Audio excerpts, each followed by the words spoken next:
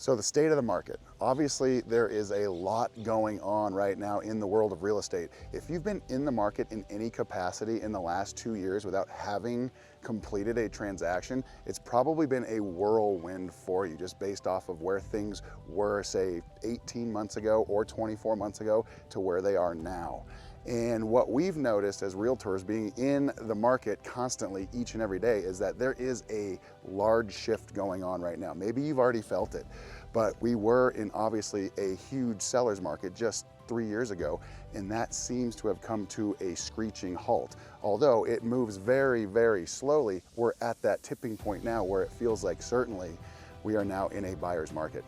So if we look back all the way back to 2020, 2021, houses would sit on the inventory levels were about 2 weeks of inventory, meaning if every house on the market sold, they would, or if no new homes came on the market, every house would be gone in 2 weeks. So that was 2021. We slowly drifted to about 2 months of inventory. Last year we got up to 3. Last couple of months we were at 4. And this last report that came out locally, we're at 5 months inventory, which is the highest number we've seen in a long time. So what that means is we've got a lot more homes on the market right now. There was a study that came out, article that came out the other day, that there are currently 500,000 more sellers than buyers in the US. That is the highest number since 2013. So we have definitely gone from an incredibly hot seller's market to a balanced market, and that balanced market did not last very long. We were sitting at about, that 2 to 3 months of inventory, but now we are quickly moving to a buyer's market. Anything over 6 months inventory is a buyer's market, and I have a feeling we're quickly heading that direction. It's very remarkable here locally because it's Bend, it's Central Oregon, right? And there's people that are constantly moving to the area. And while that's still true, we're still seeing a lot of relocation interest. It has certainly slowed down. I think buyers now are becoming very wise with where things are currently at in the market. They feel like things are going down. If a home sits on the market for an extended period of time, what does the seller tend to do? Well, if they really want to sell their home, they have to consider reducing their price.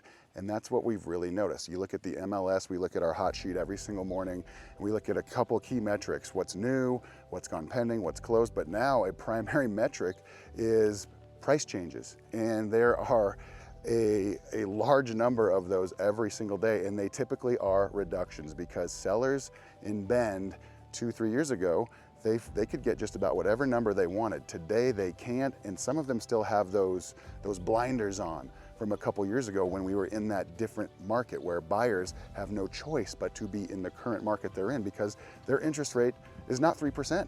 They're qualified for 6.5% or 7%. So naturally there's some separation between sellers and buyers. And when they do finally come together, that's when transactions happen here locally. Another major shift that we've noticed in the market recently is there are a lot more contingent deals, and sellers are more willing to accept a contingent deal right now because their homes are sitting longer. Over the previous 3 to 5 years, a contingent deal wasn't that attractive because they had several other offers on the table. But right now, with the market being much slower, contingent deals are definitely more attractive. And there's a ton of them. I would say half of our deals right now are potentially, I think half or even maybe a little more, our current active transactions are contingent deals.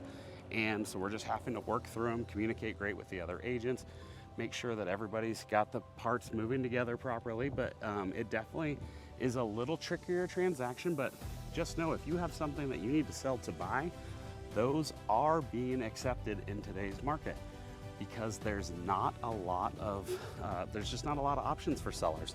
If they get an attractive offer that meets their financial needs, there's usually going to be a few more contingencies in it than there have been over the last couple of years. Hey, real quick, if this is your first time to the channel or it's your 50th, that doesn't matter to us. And you want to know everything there is to know about living, eating, sleeping, working, playing, the lifestyle in Bend and surrounding sunny Central Oregon, then subscribe to our channel, tap that notification bell below so you can be the first to know about the current market happenings and lifestyle happenings here in Bend and Central Oregon. My name's Ryan, and I've lived in Bend for over 30 years. Zach and I, we get calls and texts every day from people just like you looking for help with their next transaction as it relates to real estate here in Bend and Central Oregon. So whether you're looking to make that transaction a possibility in the next 9 days or 90 days or even beyond that, that doesn't matter to us either. Give us a call or shoot us a text and we can set up a meeting if you're somewhere else. But if you're local, let's go get coffee somewhere and we can discuss your situation to figure out what the next course of action should be pertaining to your real estate situation. But it starts with you guys reaching out to us. So you can see our phone number right there. Give us a call or shoot us a text and we can arrange a time to chat further. Now, back to the video. So what does this mean for you right now with all this new information, with activity going on in the current state of the market? Are you a buyer? Are you a seller? Are you a combination of the two? Well, the good news is if you're a buyer, you kind of hold more leverage than you've had in some time. And truth be told, sellers always have leverage, right? They have the product, they control the product that's being traded. But as a buyer, you now have the luxury. We've got several clients we're working with right now where it's, let's go look at a property. Let's go look at a second property. Let's just wait a week and see if anything happens with that property. There's no rush right now. So buyers have this luxury of being patient right now. If they don't need to get into anything today, they can shop around. It's kind of nice to have that ability to do that because there's a lot of people that bought homes in this area 3 years ago. They had no choice but to put an offer on a home that they otherwise thought was great, but after winning that bidding war, very stressful period too, after winning that bidding war, they ended up living in the home for a couple months and realizing this isn't the home I really wanted. But they had no choice back then if they wanted to get into a home. So now they've got equity, but they also have the ability to go shopping if they do want to make a move. Yeah, and when you have 4 or 5 months of inventory, each price category, you know, in Central Oregon, Bend especially, if you get just a couple years ago, $500,000 to $600,000, there just was not many options. Now we're seeing quite a bit of new construction, nice homes available in that price point, even some sub 5, not a ton, but each category you're seeing so much more inventory, whether you're looking to buy a $2 million house or a $600,000 house. There's just a lot more options. I remember during the pandemic, we would have clients flying to town. We'd have 3 houses for them to look at. By the time they landed, there was 2 of them have gone pending, and 1 of them has 10 offers on it, and we have to have offers in by 4 o'clock. We'd show them that one and have to figure it out from there. Now, when our clients come in, hey, remember all the houses you wanted to see? We have showings set up for all of them. A lot of them have been on the market for 30, 60 days, which in this market is not abnormal to be 30, 60, 90 days in the market. Doesn't mean anything's wrong with the house. Just simply means there's a lot more sellers than buyers right now. So it's a really nice thing as a buyer, but also as a buyer's agent for us, is that we're able to really help you hone in on what's important to you in a house.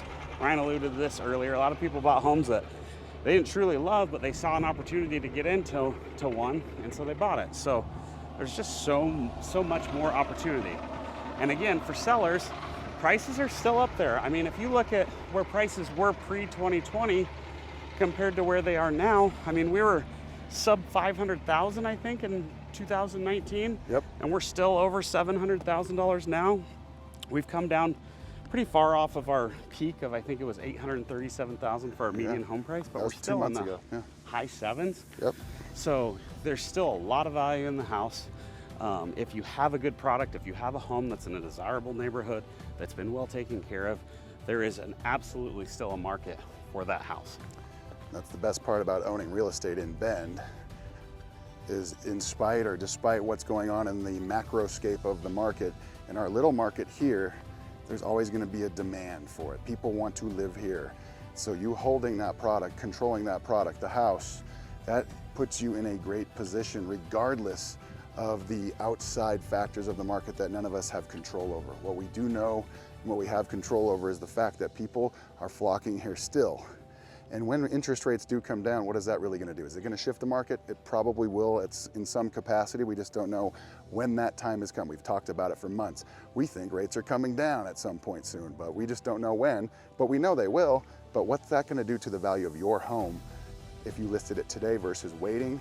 Or what would it do based off of listing it appropriately today so that you can get into another home potentially at a discount right now as opposed to later on when prices do start to spike up? Yeah, timing the market is such a difficult thing. I think it's absolutely more of a personal thing than a science. It's more, does this work for me now? This is what my house is worth right now. Will it be worth more in the future? Maybe. Will it be worth less in the future? Maybe. But is it what it's worth now? Is that worth you selling it to buy the next place that you want? It's totally a personal preference and where you're at that moment rather than what could it be. We don't know. Nobody knows what's going to happen. But if everything works for you in that moment, yeah, I mean, everybody you talk to, I wish I would have kept my first house. I wish, and but then you wouldn't have had your second and your third house, right. Probably. There's a lot that goes into it. I think timing the market is probably one of the most incredibly difficult things. Going into 2020, when the pandemic hit, everybody, everything was shutting down. We all just assumed that the market was gonna, tank, and everybody was in a huge panic. And the absolute opposite happened. The market just went bananas. Yeah. Why? I can't tell you why, other than people really, saved their money, weren't traveling, decided that they wanted to live in a house that they really liked, blah, blah, blah, move places they wanted to, could work remotely. So many factors, but just all to say that it's very difficult to determine what's going to happen in any market. One thing we feel like we know is going to happen is that if you hold real estate and you hold it for the long term, it's going to go up in value over the course of time. And that is true. That is proven true time and time again. But again, short-term stuff, of course, it's all speculative.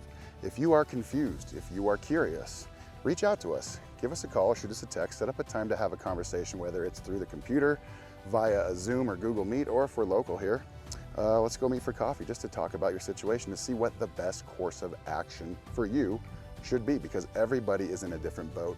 But one thing is common is that most people have a desire in some capacity to transact with real estate in a residential standpoint. They want to live in a home that they own. So that's what we're here for, and we're ready for you guys when you guys are ready for us. Thank you guys so much for watching. We'll see you on the next video. Thanks, guys.